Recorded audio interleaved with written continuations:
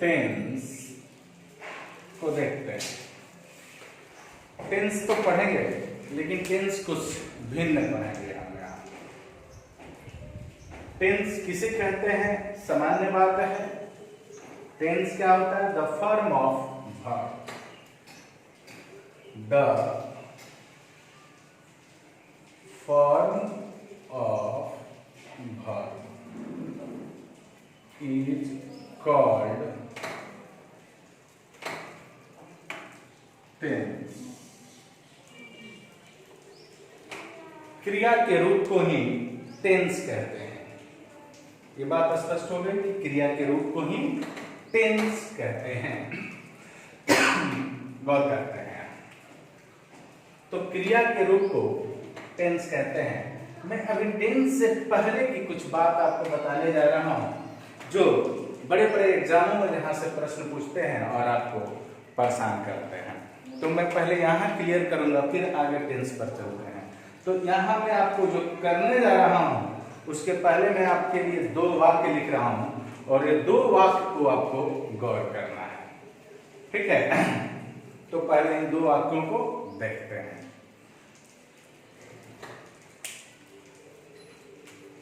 I usually take breakfast। I usually take breakfast before going out। अभी गलत है या सही है बाद में बात करते हैं। एक और देखते हैं।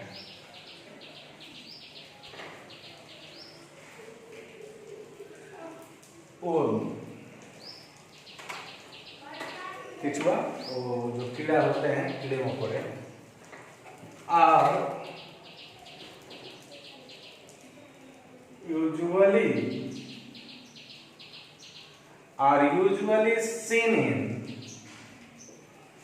seen in rainy season। और are usually seen in rainy season। 2 वाक्य हैं और इन दोनों वाक्यों पर आपको गौर करना है।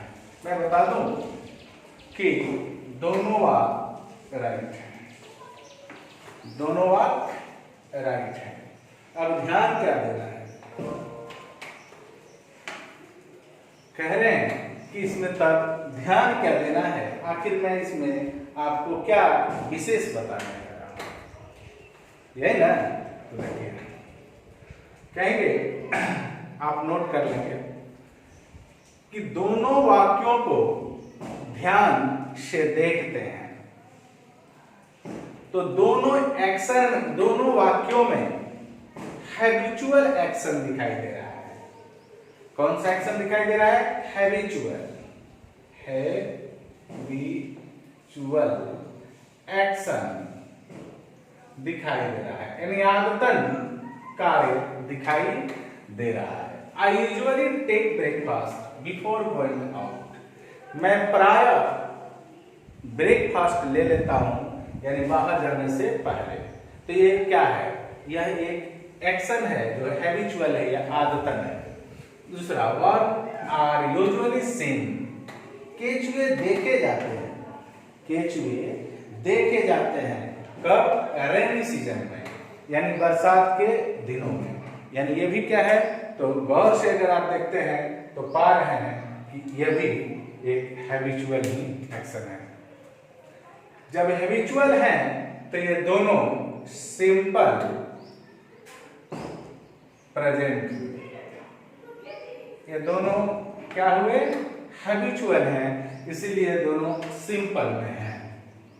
लेकिन कुछ ग्रामेटेरियन का, कुछ विद्वानों का मानना है कि पहला वाक्य टेंस है, ये वाला वाक्य टेंस है, लेकिन और दूसरा वाक्य जो है वो वर्ब्स है। और दूसरा वाक्य जो है ये क्या है, वॉयस है।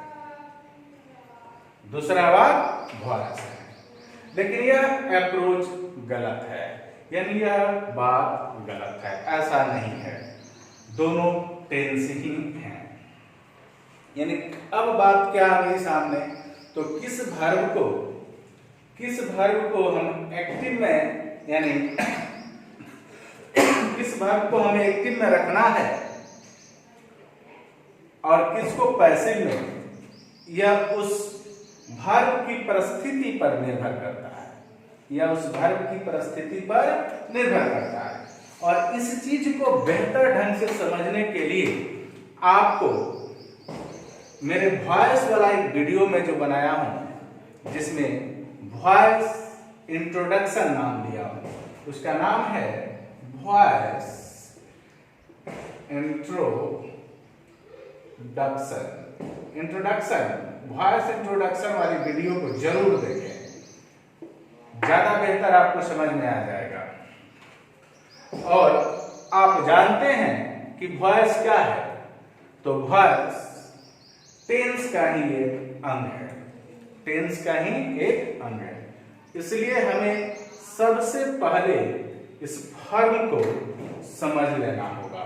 यानी यहाँ जो मैं वर्ब बताने जा रहा हूँ, यानी वर्ब का जो फॉर्म मैं बताने जा रहा हूँ एक टेबल के माध्यम से, उस टेबल के माध्यम से जो मैं वर्ब के फॉर्म को बताने जा रहा हूँ उसको गौर से देखना है, क्योंकि मैं इस पर बहुत सारा क्वेश्चन आपको देने वाला हूँ, अभी कराऊंगा, तब समझ में आएगा कि टेंस पढ़ने से पहले इसको पढ़ना क्यों जरूरी था, फॉर्म जानना क्यों जरूरी था। ये सबसे पहला काम हमें करना है।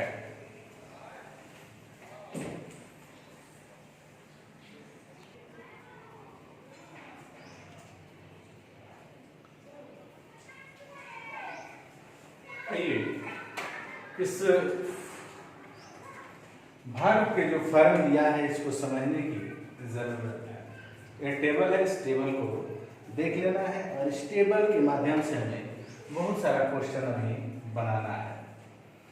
Present, past, future. प्रेजेंट में एक्टिव में सिंपल हो तो V1 या V5, इसी का जब पैसिव हो जाए तो इज मार के साथ V3। पास्ट में चलते हैं, सिंपल हो तो V2, और जब इसका पैसिव बनाएंगे तो वाज वर्ब के साथ V3। फ्यूचर में चलते हैं, विल या शैल प्लस V1 होता है सिंपल में, और जब उसका पैसिव सिंपल का बनता है यानी फ्यूचर का, तो शैल या will plus V plus V3। उसी तरह कंटिन्यूअस का इज के साथ V4।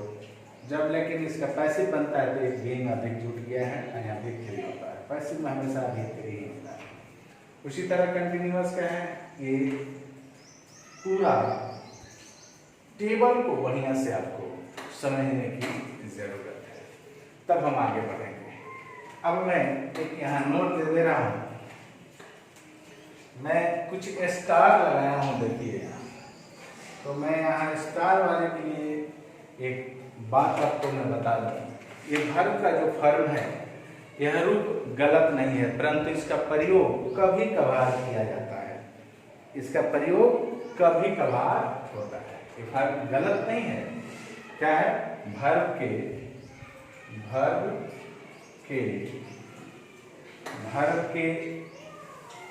ये रूप गलत नहीं है, यानी इसकी बात मैं कर रहा हूं और यहाँ ये गलत नहीं है, परंतु इनका प्रयोग कभी कभार किया जाता है।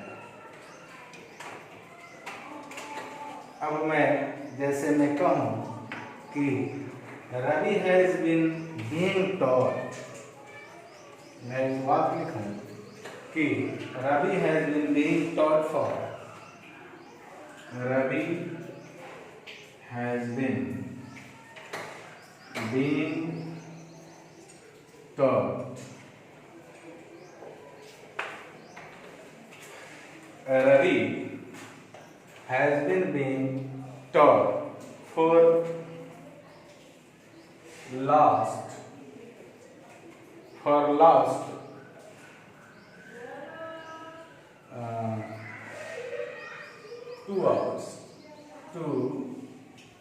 hours.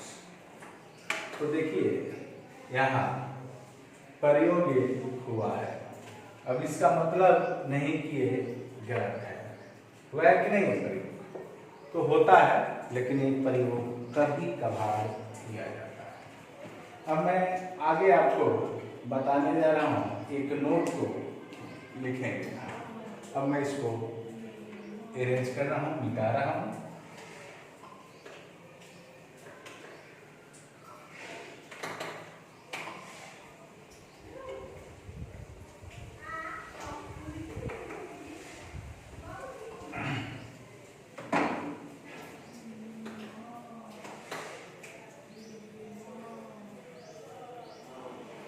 एक नोट लिखिए। वास्तव में मॉडल एक्सिलरी वर्ब का स्ट्रक्चर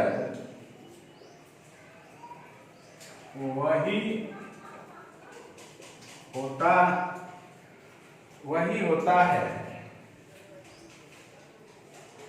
जो फ्यूचर का होता है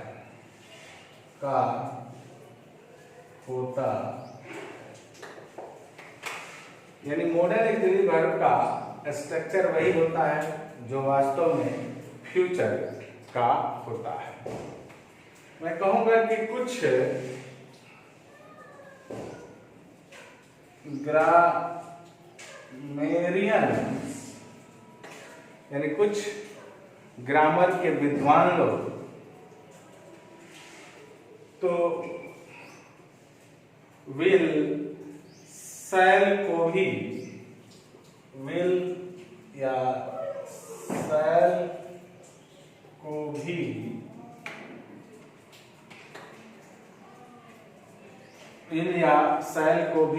मॉडल एक्सिलरी वर्ब ही मानते हैं।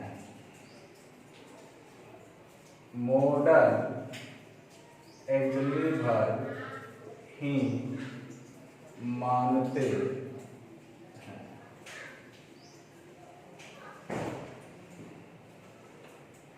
अब मैं आपको बताऊं कि विल शैल मॉडल है या नहीं, यानी विल या शैल मॉडल है या नहीं। अगर हम इस पर तर्क करें तो हम फंस जाएंगे, इसलिए इस पर तर्क नहीं करना है। यानी मॉडल है या नहीं, इनका मॉडल है या नहीं, इस तर्क में नहीं फंसना है। यानी हमें इस तर्क में नहीं फंसना है। इस तर्क में हमें नहीं फंसना है।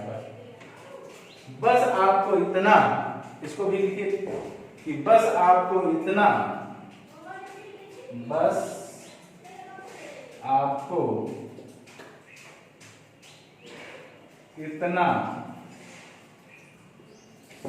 समझ में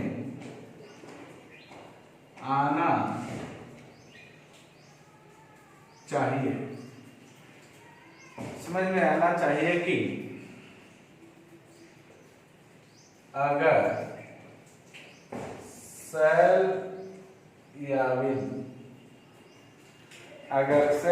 विल के स्थान पर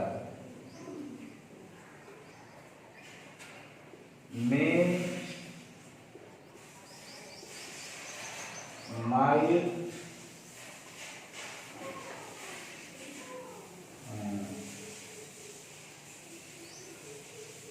शुड और शुड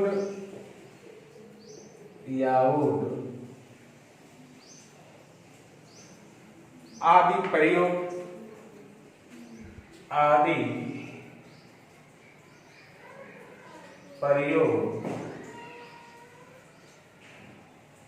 होगा, आदि प्रयोग होगा। ये बात आपको याद रखना है। और मैं आपको मॉडल जिस तरह से इसका स्ट्रक्चर बताया हूं, मैं सेम उसी तरह से आपको मॉडल का भी स्ट्रक्चर बताने जा रहा हूं।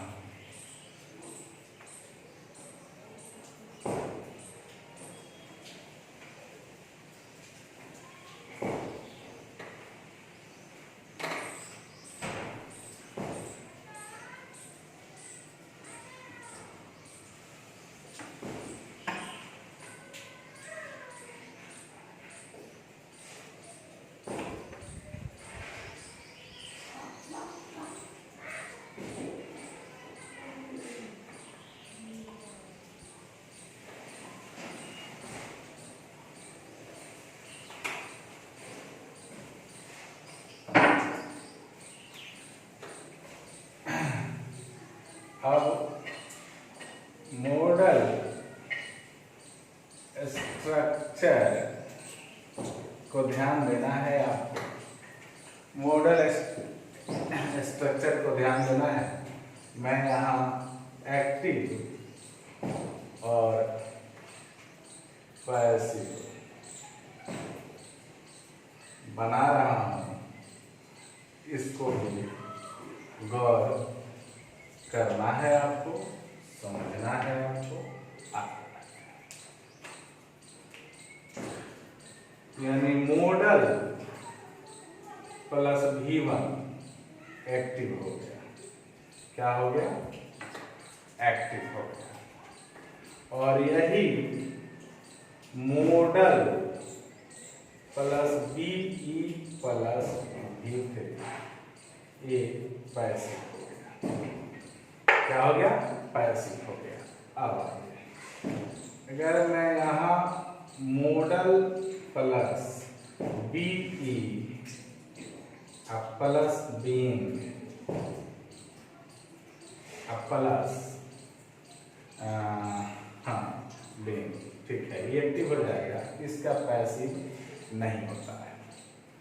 अगला मॉडल प्लस है प्लस V3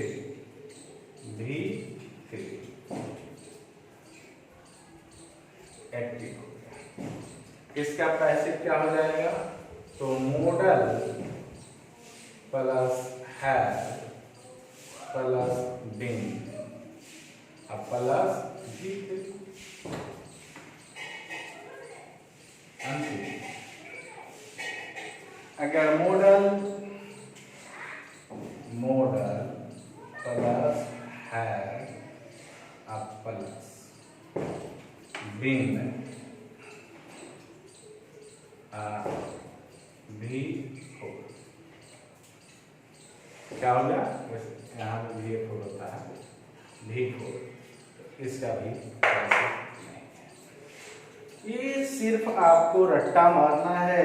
मैं जो भी टेबल दे रहा हूं वो टेबल याद करने के लिए ही दिया जाता है।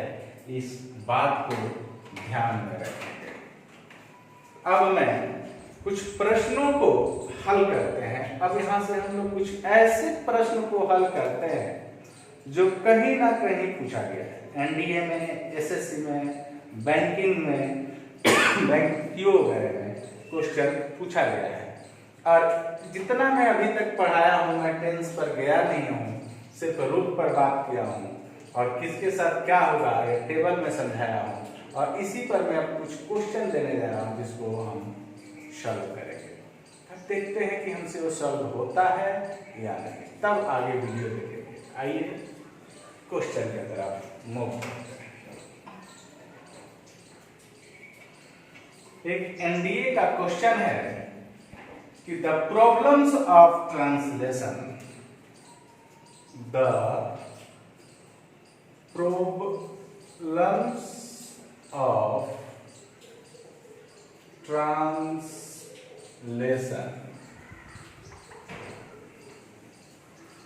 are still remain, are still remain।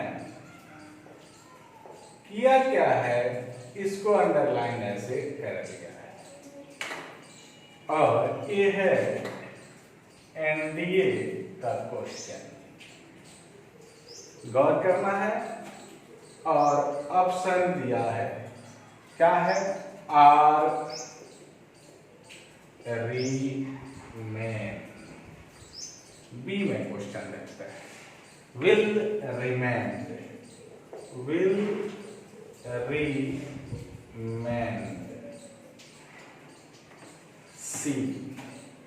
सी दिया है will still remain, और डी दिया है नो इम्प्रूवमेंट, नो इम्प्रूवमेंट। बाबू अगर आप मेरे टेबल को याद रखे हैं तो देखिए कितना आसान है क्वेश्चन। दिया है, यही ऑप्शन है, लगाना है, ठीक है। आर स्टिल रिमेन तो होता नहीं है, क्योंकि आर के साथ आपको देखना है वहां जाकर कि क्या लगेगा, या तो आर के साथ V3 था या फिर V4 था। अगर आप उसको गौर से देखते हैं तो यानी इम्प्रूवमेंट तो है, यानी यह आंसर नहीं होगा, यानी अब इसी में से कोई आंसर होगा। आगे बढ़ते हैं, आर के साथ रिमेन्स, इसी अभी जो मैं बताया इसी फैक्ट पर ये कट गया। आगे बढ़ते हैं, विल के साथ रिमेन, ई बताएंगे कि विल के साथ हमेशा देखिए भी क्या लगा है, V1 लगा है, तो वहां जाकर अभी मैं जो स्ट्रक्चर पढ़ाया था उसको ध्यान से देखेंगे तो ये भी कट गया, तो बच क्या गया, और विल के साथ V1 आता है, तो ये आंसर हो गया। बहुत आसान तरीके से हम देखे क्वेश्चन को और वहां पहुंच गए। आइए दूसरा क्वेश्चन कहाँ का है, बैंक पीओ का है, इसको देखते हैं, सॉल्व करते हैं। कह रहा है कि our job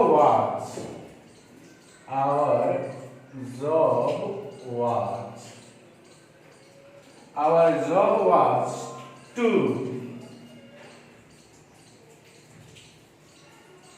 shout their help,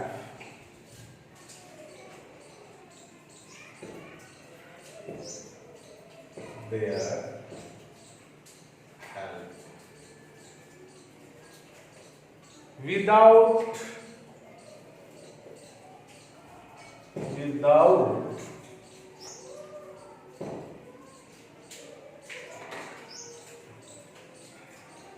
exhibiting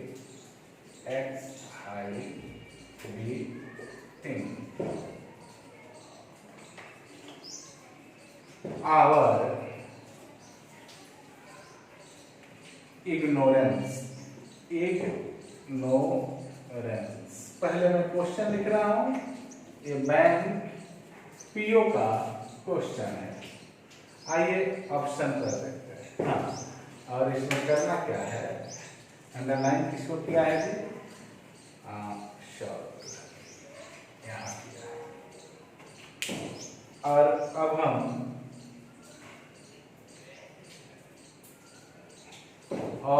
हम आपको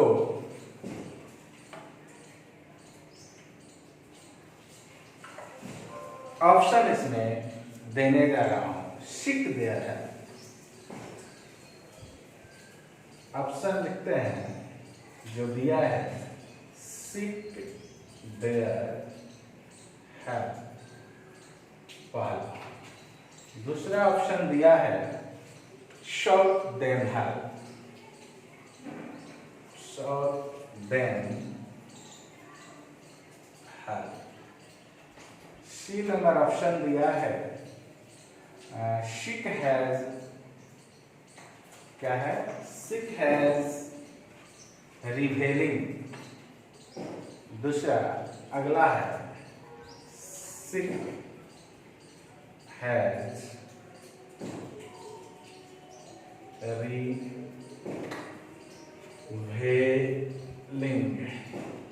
और डी में दिया है seeking help of them। seeking help of them।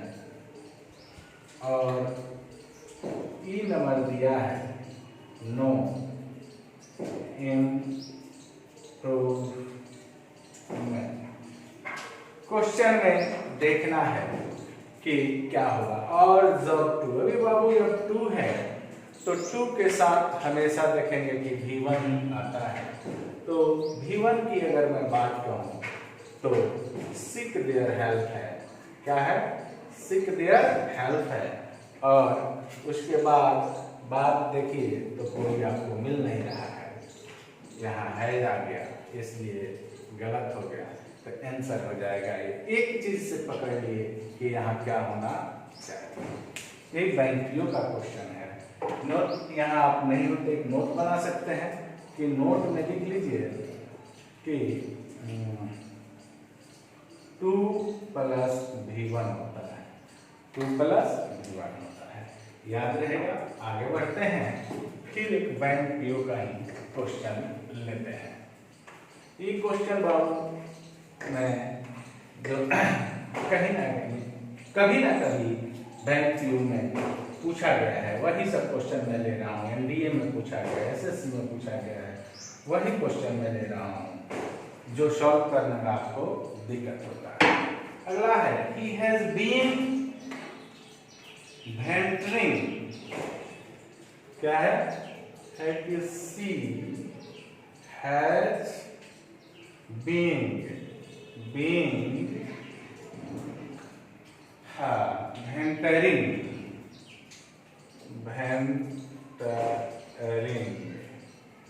आगे दिया है into areas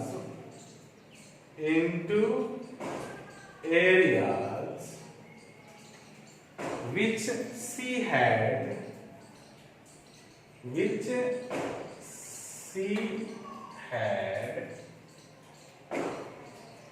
always avoided।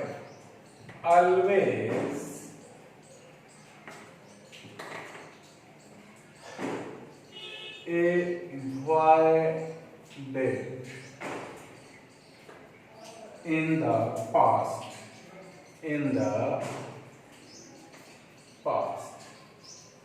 ये भी क्वेश्चन बैंक पीओ का है। इसमें क्या किया है? इसमें अंडरलाइन जो किया है वो किया है यहां तक। इसमें जो अंडरलाइन किया है यहां तक है। और ऑप्शन दिया है, ऑप्शन क्या दिया है इसको देखते हैं एक बार, एक मिनट। ऑप्शन है has been venturing into, has been venturing into।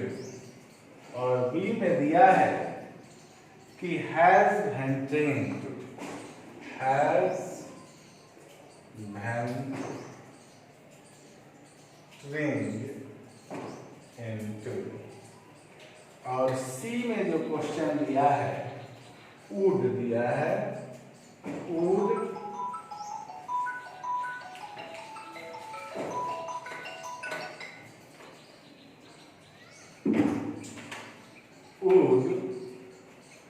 ये जो क्वेश्चन दिया है would venturing into, would venturing into। और डी में जो दिया है had venturing into, had venturing into। और ई में जो दिया है नो इम्प्रूवमेंट। अब आप ध्यान से देखेंगे,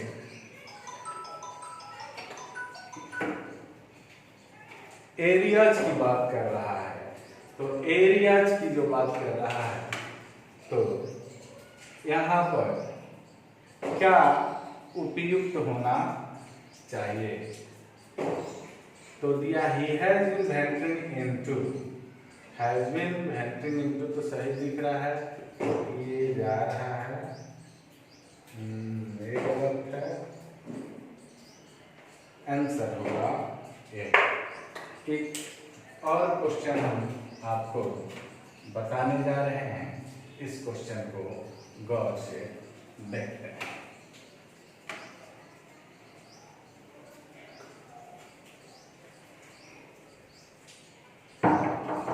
एक क्वेश्चन और है, जिस क्वेश्चन को मैं आपको बताने जा रहा हूं, उस क्वेश्चन को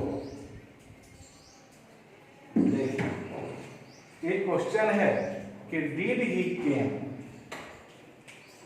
कह रहा है कि डिड ही केम, इसको ए कर दिया है, to see you, to see you, इसको बी किया।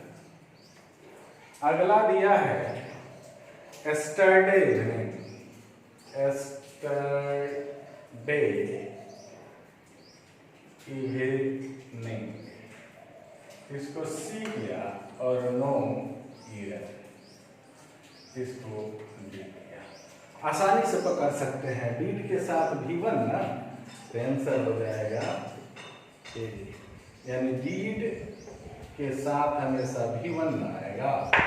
भाग के रूप को गौर करें, आपको परेशानी नहीं होगी। ये मेरा आपसे बैंक कलर का एक क्वेश्चन है। आइए मैं फिल इन द ब्लैंक्स दे रहा हूं, जो एसएससी का क्वेश्चन है। कह रहा है dot dot you hear the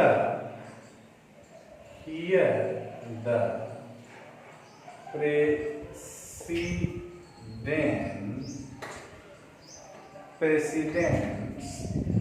speech, ये एसएससी की क्वेश्चन है। और ऑप्शन में दिया है ए में हैव, बी में हैव, सी में हैव और डी में डिड। आप बताएंगे क्या होगा, इसको गौर करेंगे तो क्या होगा। तो हैव है कब होता है, जब ये हार्ड होता है। तो सीधी सी बात है कि एक ही आंसर होगा, वो होगा डी। मेरी बात अगर आपको समझ में आ रही है तो आपको अब मैं नेक्स्ट जो वीडियो इसके बाद देने जा रहा हूं, वहां से मैं आपको टेंस का वीडियो दूंगा। ये थोड़ा सा कठिन तो जरूर था, लेकिन इसको बार बार देखेंगे, ये आपको स्पष्ट हो जाएगा।